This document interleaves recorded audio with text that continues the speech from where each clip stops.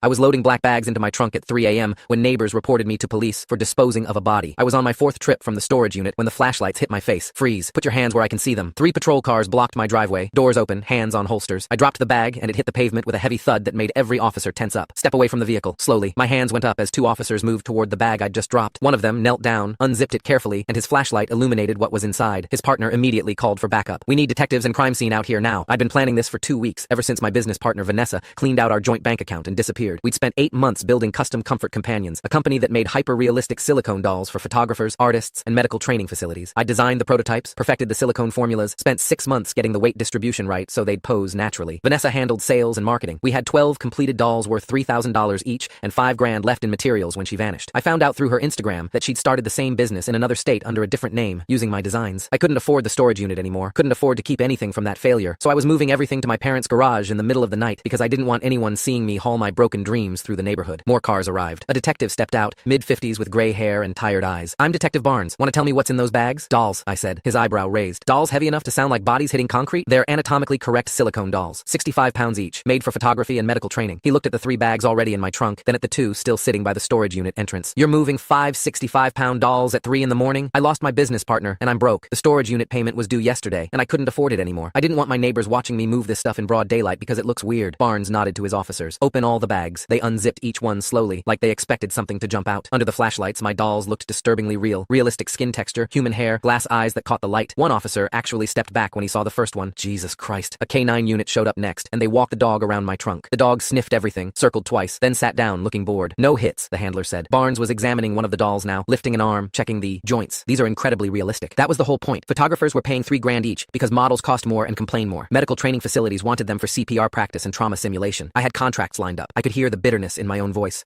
My business partner stole everything and started selling them in another state. I can't afford lawyers. I can't even afford storage. Another car pulled up and a crime scene tech got out. Barnes waved her over. "Need you to confirm these aren't human." She put on gloves, examined the dolls, pressed on the silicone, checked the seams. "Definitely synthetic. High quality work though. These are medical grade." Barnes looked at me for a long moment. "You got any documentation? Receipts? Business records?" I pulled out my phone and showed him everything. Company registration, material invoices, progress photos of the manufacturing process, the contracts we'd almost signed. "Why didn't you just tell your neighbors what you were moving?" one officer asked. I gestured at the dolls lying in evidence bags under the streetlights. "Would you want to explain to your neighbors that you make life-size silicone people?" I was trying to avoid exactly this kind of attention. Barnes closed his notebook. "All right, you're free to go, but maybe next time move during the day like a normal person." They helped me reload the bags, which was surreal. 5 cops carefully placing my failed business venture back into my trunk while neighbors watched from windows. The K9 handler even apologized for the dog sniffing my merchandise. As the last patrol car pulled away, Mrs. Chen from next door came outside in her bathrobe. "I called them," she said. "I saw you loading heavy bags in the dark and I thought, I know what you thought." She looked at the storage unit, at my beat-up car, at my face. "I'm sorry, I was trying to help. It's fine."